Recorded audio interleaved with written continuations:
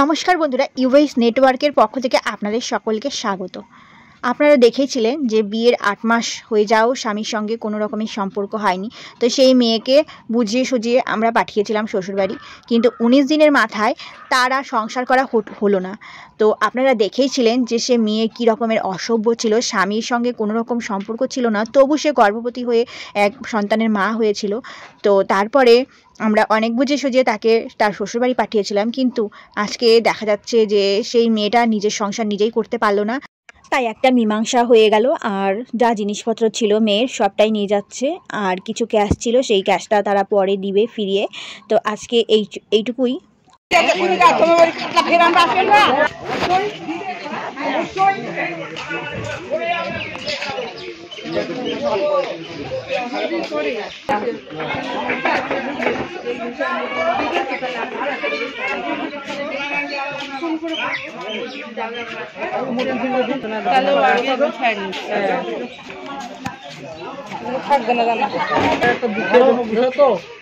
ওর কিন্তু দুঃখ নাই, আমরা কান্দি একদম যেটা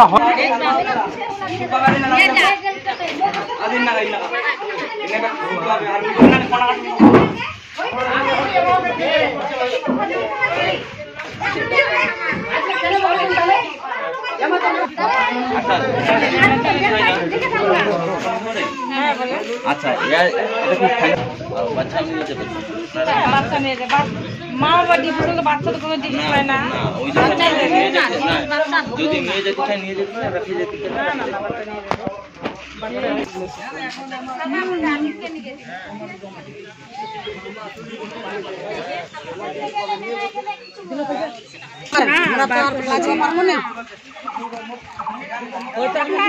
সংসারটা করতে পারবি, থাকতে পারবি তুই?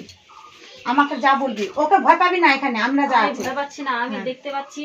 আমি মানে এই যে আনলেন কিনা এটা কেন এখন যে আসছি এমন আমার সাথে ব্যবহার করছে, তো আমি দেখতে পাচ্ছি ও কেমন করে সংসার করবে বলো?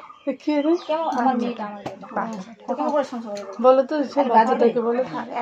কেন না তাই বাদে লাইট টাইট বন্ধ করে দিচ্ছে, খোলায় রাখে দিচ্ছে, সামান টামান বন্ধ করে দিচ্ছে। আমি নিজে ওই দোকান থেকে আনছি, বলতে পারো ও সংসার করতে পারবে? বলে বাদ দেবে, সংসার হবে না। তোমরা ওই দিন আমাকে এনে দিলে না, ওই দিন কোনো তার আগেও আমি নিজে নিজে আমার বাবা টোটো ভাড়া করে দেয়, আর আমার বাবা কাকু আমার মা আমাকে দিতে আসে, সব সময় আসছি। কিন্তু ওর ইচ্ছা নাই, ও বলে দিচ্ছে তুই আমাকে ডিভোর্স দে। তোর শোলটাতে আছে কি আমাকে এরকম করে মানে সামনে কথা বলে? ওর ইচ্ছা আছে। আর সত্যি কথা বলতে কি, ও তো এরকম ওর খৈনি খাওয়ার টাকাটা নাই, ওর মাকে প্রতিদিন বলে মা খৈনি রাখবে। বাচ্চাটা আসে, বাচ্চাটার একটা কথা ওটা ধরেই আছে, এটা ওর না, তাও তো কিছু আনে দেয় না, বাবা বাবা করে পায়ে পায়ে যায়। বাচ্চাটা ওর মতো মুখটা হয়েছে কত সুন্দর, মা ছেলে বলে বেড়াচ্ছে সবাই। আচ্ছা ও বলুক গা, বাচ্চার কোনো পাপ নাই। আমি কতবার আসলাম। আচ্ছা ও পারবে? একে জিজ্ঞাসা কর, তুই পারবি থাকতে? আমার তো মন বলছে তুই পারবি না থাকতে। পারবে না, যেটা সত্যি কথা পারবে না, সত্যি পারবে না। আমাকে বলছে তুই যোগ্যতা না গাড়িটা চড়া, আমার বাবা আবার ডিসিশন হবে। তুই যেটা বলবি, তুই কি থাকবি? ও পারবে না সংসার করতে, বেকার থাকে না। তুই এবার বল যে তাহলে তুই ওখানে বলে দিবি, তুই ওখানে বলবি যে ও সংসার করব, তোর দেহ তো ক্ষমতা নাই, দেখে নিচ্ছিস তুই তো সে তো একদিনই বলে ঠিক থাকবে।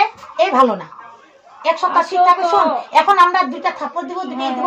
আজকে তোর সঙ্গে শুনে আবার 2 দিন পরে আবার শুনে না, কথা শুনে নিস করবি, আবার 2 দিন পর তোর সঙ্গে ফেরটা ফেরই করবি, বুঝতে পারলি তো? হ্যাঁ, তো তোর 2 দিন পর পর লোক ডাকতে হবে। তোর বয়সটা বুড়ি হয় নাই, আজকে তোর বাবা আছে, তোর লোকদের নিয়ে আসে, ভাড়ার অনেক। আরে ভাড়া এক কাপ হলো চাটা খাবে, কম টাকা খরচ না। 2 দিন পর পর তোরা ডাকবি, 2 দিন পর পর আসবি, তার থেকে তুই তোর লাইফটা সেট করে দিবি। পরিষ্কার কথা, ওটা ভালো হবে। তোর এখন সৌন্দর্যটা আছে, এখন তোর বয়সও কম হচ্ছে, তুই কি রাখবি? তোর ইচ্ছা।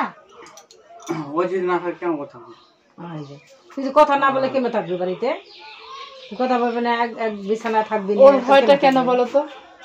ও যে একটা কথা বলছে, ওই ভয়টাই কিন্তু ও ভয়টাই আছে যে ব্লাড গেছিল না, ওইটাই। তাহলে ও তো চাচ্ছে আমার বউ ভালো থাক, যেখানে থাকে ভালো থাক। তুই কি এটা চাচ্ছিস কি না? আরো আমার একটা কথা শোনো, ও যে ওটা ভয় করছে তার কারণটা আমি বলছি। ও আমার সাথে ঝগড়া লাগে নাকি রে? কেন ওরকম করছিল বলছি, আমাদের এটা দেখার দরকার নেই।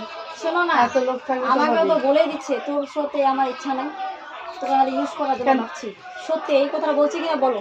আর ওখানে একটা গালে চড় মারবো এখন ইস করার জন্য রাখছি, কোনো এরকম ইচ্ছা নাই। কথা বলবি আমি একটা ওকে মেয়েকে- নিজে বলছিলাম